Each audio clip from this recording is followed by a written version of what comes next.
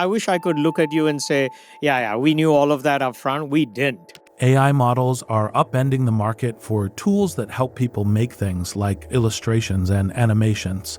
But this isn't the first time Adobe CEO Shantanu Narayen has had to lead the iconic software company through a moment of monumental change. He spearheaded Adobe's transition to a cloud-based subscription model more than a decade ago.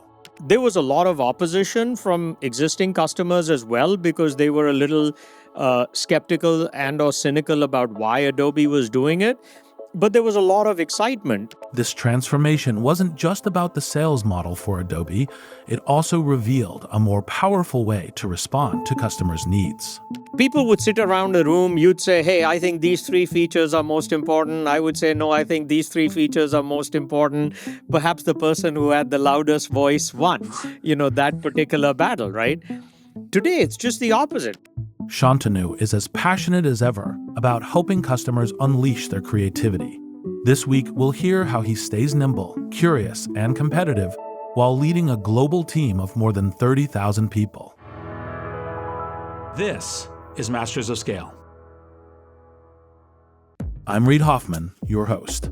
Adobe makes essential software for creative professionals. There's Photoshop for editing images, Illustrator for creating designs, and now even its own generative AI imaging tool, Firefly. Altogether, Adobe's offerings brought in more than $21 billion in revenue last year. I wanted to talk to CEO Shantanu Narayen about how he ensures that his long-established brand stays innovative. Shantanu, good to see you. Welcome to Masters of Scale. Thanks for having me, Reid. Excited. I've been looking forward to this a while. And one of the things that even with people I know that I love about doing this show, this interview, is to be able to ask some questions that we actually haven't covered in our various dinners and other things. So what was Adobe and the current state of software like when you first joined the company back in 1998? When I joined Adobe in 98, we were hard at work on, in design. At that point, Quark was one of the leaders in desktop publishing, and Adobe had this vision for, how do we create a brand new platform from scratch that allows people to, do professional layout. And that was one of my first products that I worked on at Adobe. Less than a decade after you joined Adobe, you became its CEO. Was it a goal of yours? What was the process in which that happened?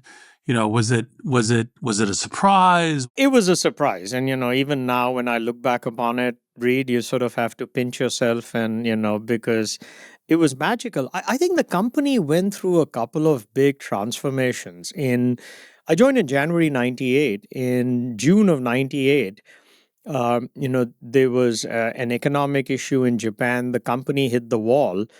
And, we had to have a very significant layoff. And the company sort of said, hey, we know we hired you as a quote unquote GM, but, we want you to head up all layout technology. Hopefully the company saw something in me which said, okay, I'm a product guy at heart and we're a product company at heart. And I will do whatever the company wants, which was important. And so, I think it was that flexibility. I would also say, you have to be right person, right time. Bruce Chizen, who was the CEO before me and in many ways gave me a lot of these opportunities, he was more on the sales and marketing side. And so I was lucky in that I complemented him with a lot of the business side.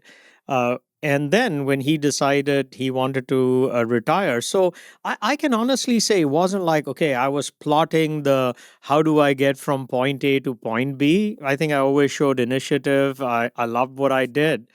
But when that final tap on the shoulder came and said, we'd like you to be the next CEO, one of the most professional moments of my life. Well, obviously, and it's been nearly 20 years, so it's been an awesome run. Let's start a little bit with your leadership approach. So when you came into the job, what was your kind of theory of being kind of a CEO leading an organization like Adobe, a scale public company? How has your approach changed? What would you say is kind of the key things that, kind of scale public CEOs should do in their leadership of the organization?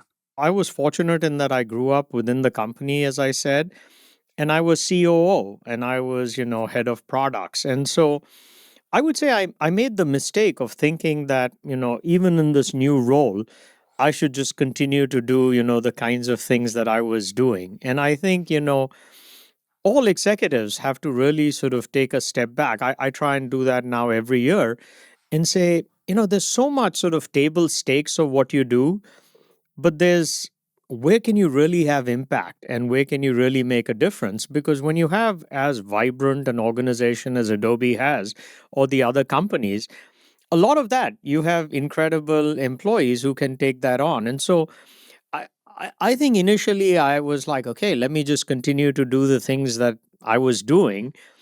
And in retrospect, that was a mistake because you always have to think about how you're disrupting yourself. You always have to think about where are you uniquely either qualified or expected to impact change. And impacting change, the larger the company gets, the more difficult it potentially is. And so I would say the management style has changed a lot more as it relates to, thinking about every year, okay, are there one or two areas that I should particularly focus on? I mean, AI, for example, and trying to understand AI over the last year has taken up a disproportionate amount of our time because we as leaders, our most valuable commodity is time. So I would say that's one learning.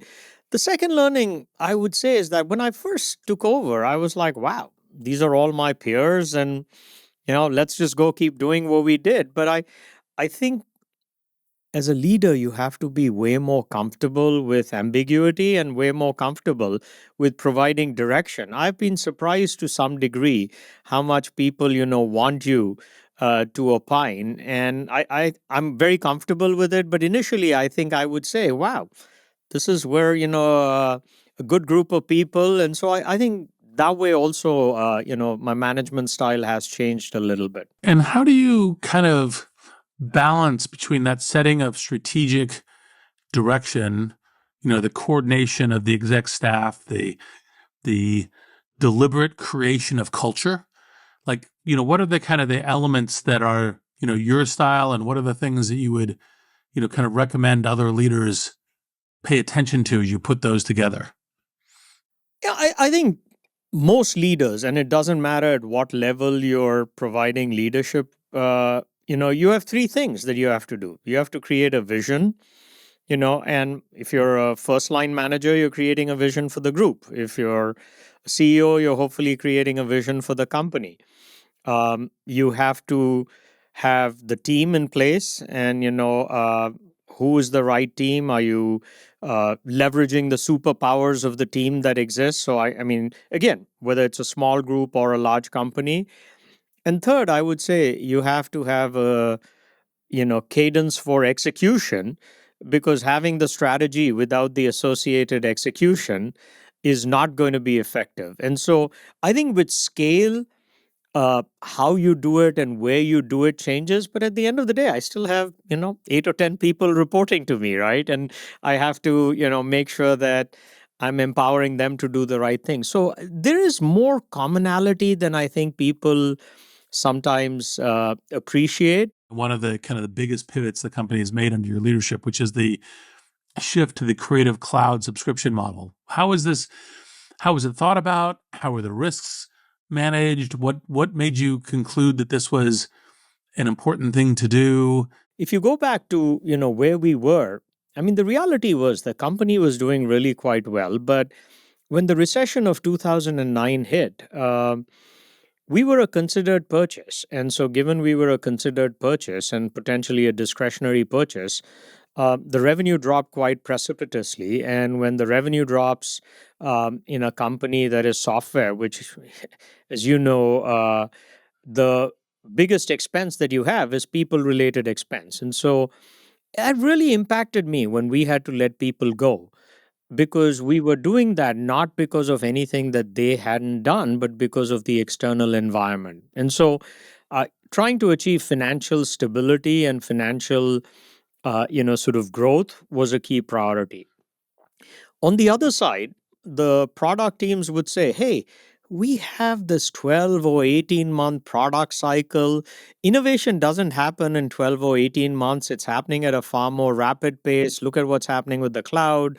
Look at what's happening with mobile. I think people look at it and say, wow, Adobe was the first to pivot. Maybe we did just a better job of listening to, what the incredible employees at the company were saying. Hey, why aren't you allowing us to innovate faster? You mentioned the word risk, and sometimes I say, Reid, I I didn't view it as risk. For some reason, risk seems irresponsible to me. I would say we made an investment, and sometimes those investments work. And of all people, I mean, you're the leader in thinking about venture and how you do investments, and so we made that investment. If it didn't work, we would have had to adapt and transform. This kind of transformation must have also been met with some uncertainty, concern, reaction from your customers, the creatives. How did you kind of navigate through that? It's a great question, and as I think about it, and I think that's true even now with AI. You know, um, you have always two sets of customers, one of whom who are going to embrace that immediately and see the benefit of it. And there are others who are probably going to be a little bit more inertia as it relates to change. Candidly, there was a lot of opposition from existing customers as well because they were a little skeptical and or cynical about why Adobe was doing it. But there was a lot of excitement. The strategic decision to move to the cloud and the financial model, in retrospect, that may have actually been the easy one. Executing on it, because in parallel, we actually allowed people to buy the perpetual version or the subscription business. We had to transform how the company thought about delivering software that was expected to be always on. We had to make sure that we had compatibility between each of the versions of Photoshop that were out there. The heavy lifting on executing this flawlessly, in many ways, I think that's the underappreciated aspect of what the Adobe employees did. But I think, that also stuck with me, which is let's be thoughtful, let's be deliberate, let's communicate with our customers. That was the other, unintended benefit. Everything that we were working on, we had no reason to hide from our customers, right, Reid? I mean, we could basically, even today, we can say we're working on these 10 features. If you want to vote on which ones are the most important, great, give us that feedback. When you had this secretive, I'm working on this 12 or 18 months and I can't talk to you because if I talk to you, you may not buy my current version. So, you know, it was self reinforced by all these incredible benefits that we got that weren't completely obvious. I wish I could look at you and say, yeah, we knew all of that up front. We didn't. When Adobe switched to cloud-based subscriptions for their software, Shantanu's teams not only had to sell the product in new ways, but also measure success differently. So at the same time that we created this new model, we actually instituted within the company what we call a data-driven operating model. And the data-driven operating model talks about discover, discover, trial, buy, use, and renew. And it speaks to the customer life cycle. So we said, hey, in this new model, how are customers going to discover us? How are they going to try out the software? What do they buy? What's the right version? What's the usage? And then hopefully they renew. People would sit around a room. You'd say, hey, I think these three features are most important. I would say, no, I think these three features are most important.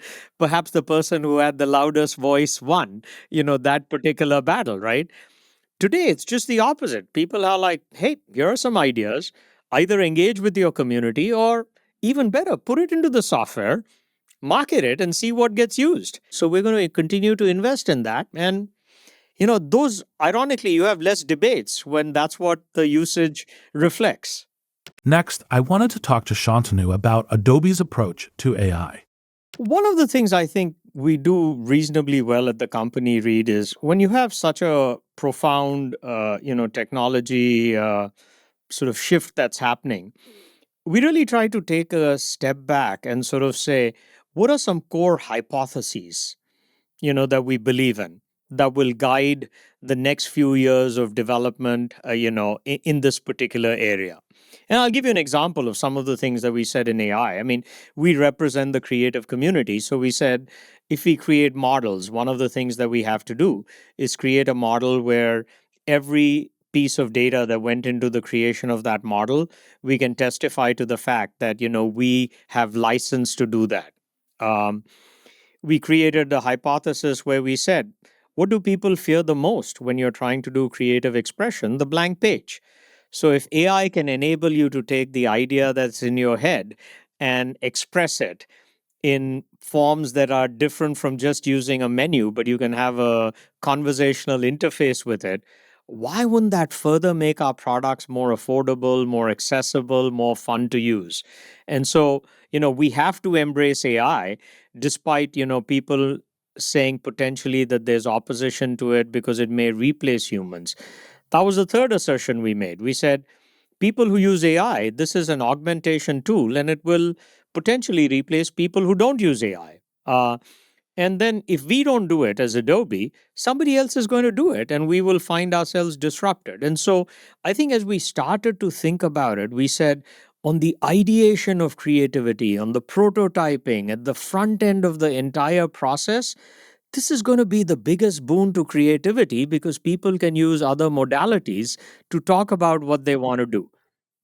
Within the applications, we said, and within the creation of the models, let's be clear. Let's be clear on how we build our own models and why that's important for us for controllability. Let's understand how we support third party models because, as you know, all of these models will have slightly different characteristics, profiles, behaviors.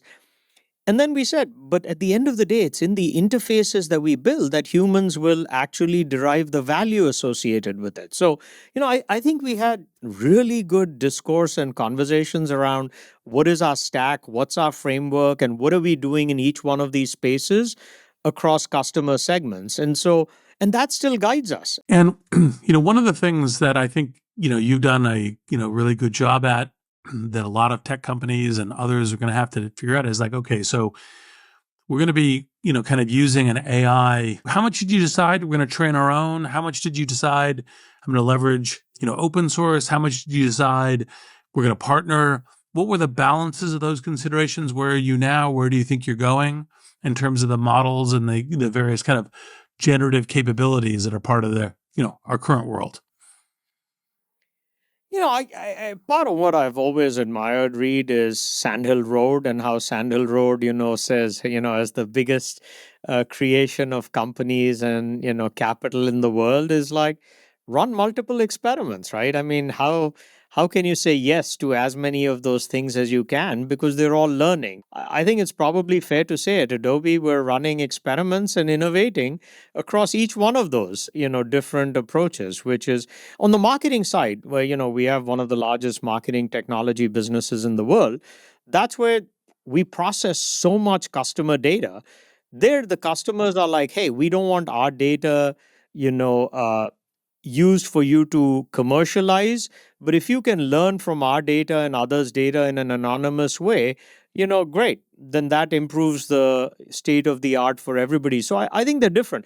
PDF, we just recently introduced AI assistant for PDF for Acrobat. You can have a conversational interface now with a PDF.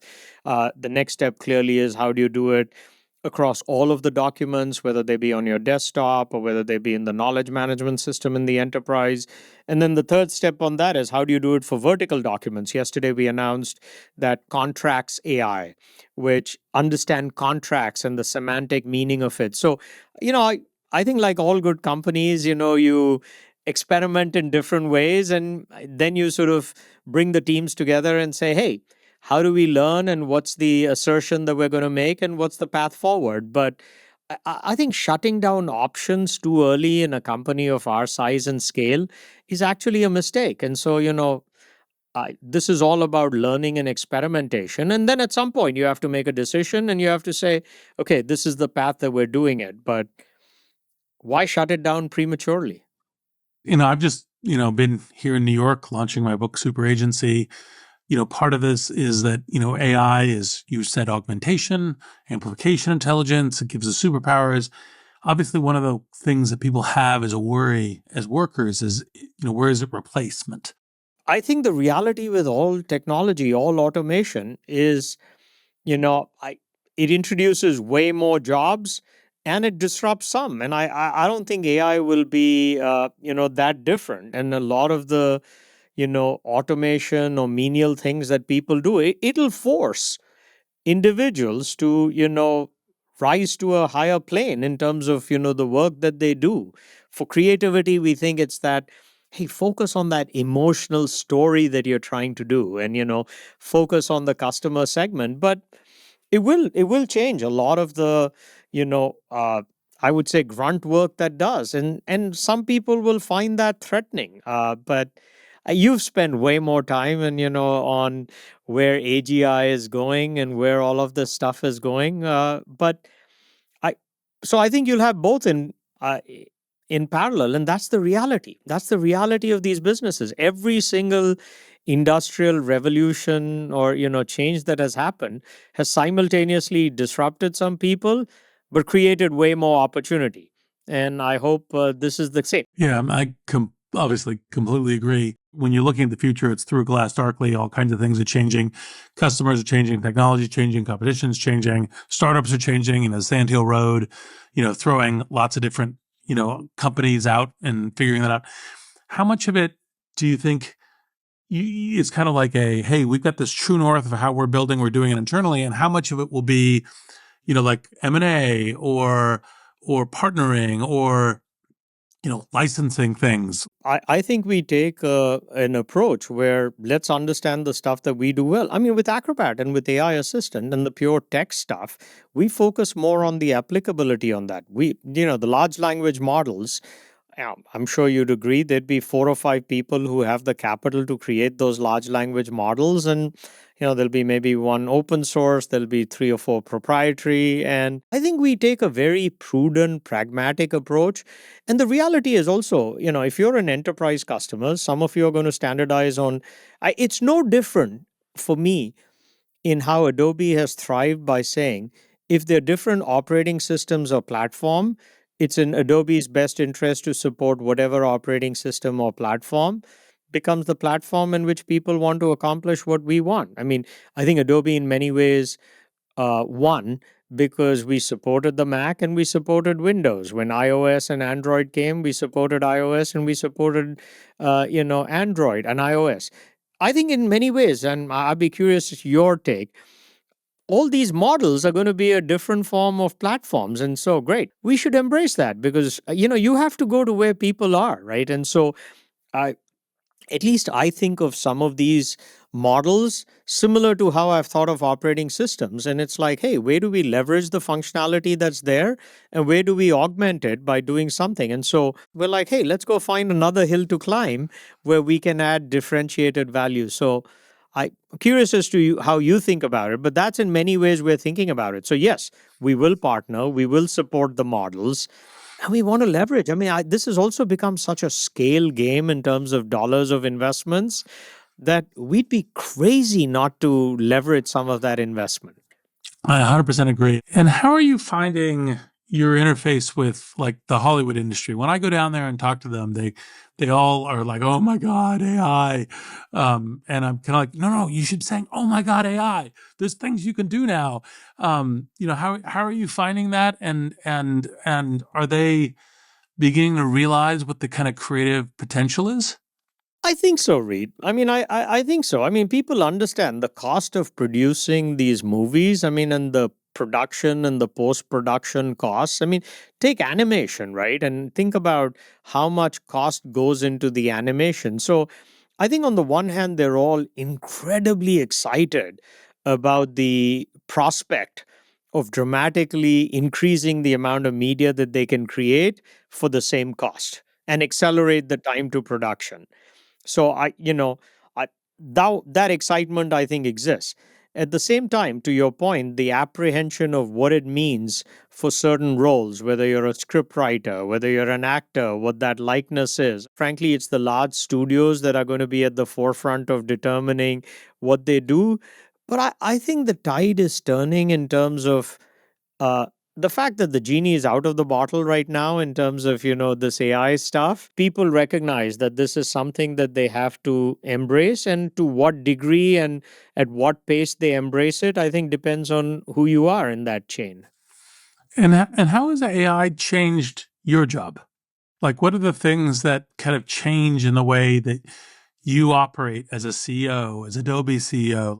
Well, I this is actually not Shantanu talking to you. It's my AI avatar because the real Shantanu is out. No, no, it's a great question, and Um, I'm not sure it's changed dramatically yet, honestly. And I think you've seen the software development teams talk about how much more productive it's made them. You hear the marketing organizations talked about how the agility in the marketing campaigns has gone up dramatically. For me, I would say the biggest profound impact is I get a lot of mail, and a lot of them have PDF attachments, and those are always the most, thoughtful ones that I have to spend time on. And using AI assistant for me in terms of nowadays, every email that I get has the PDF attachment and it has the AI, Acrobat summary so that I can look at it. And so I think hopefully becoming more efficient, but if you have any tips on what else I should be doing to make myself more productive, I'm all ears. Well, here's not now, but soon. I tend to think every professional will deploy with multiple AI agents. So almost everyone's doing mini management.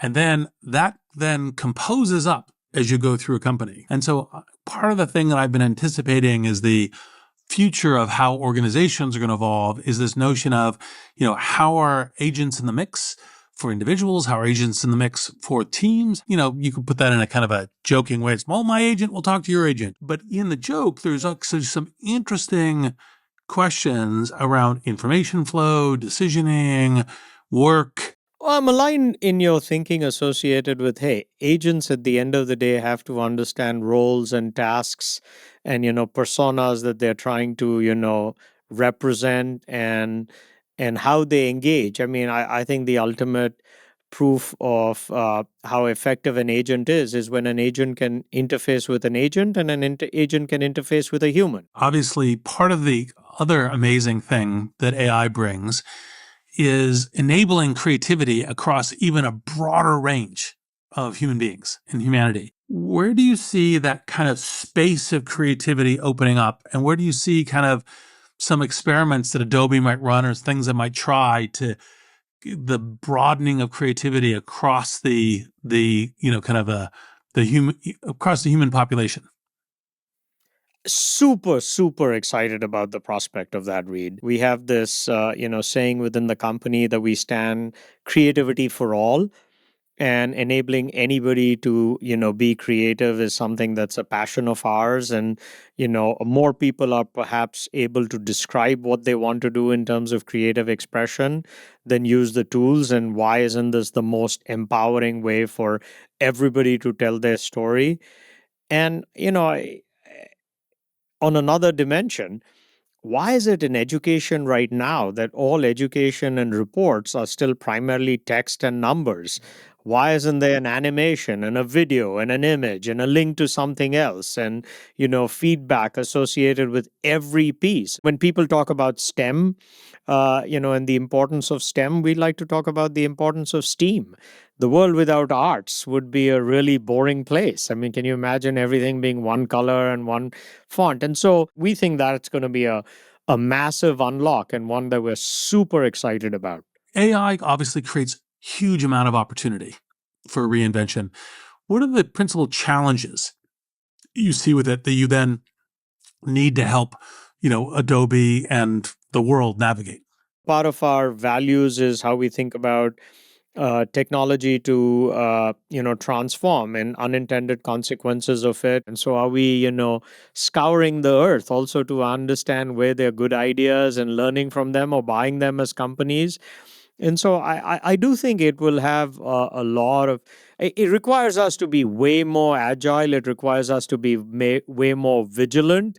And it requires us to embrace our own products. I've also always said people build their best products when they use them themselves. I think everybody's trying to think about every company and are they going to be a AI secular winner or an AI secular loser, right? And it's incumbent on Adobe and us as leaders to demonstrate why AI is going to make us even more of a leader than we are today. Shantanu, thank you very much. It's been an honor and pleasure as always, and I look forward to next time we have dinner. Really enjoyed it, Reid. Thank you so much for having me on your show. I always love talking with Shantanu. I'm inspired by his optimism and curiosity about what our future holds. His decades of leadership at Adobe are an unparalleled example of how curiosity can keep your business competitive and your culture innovative. I'm Reid Hoffman. Thanks for listening.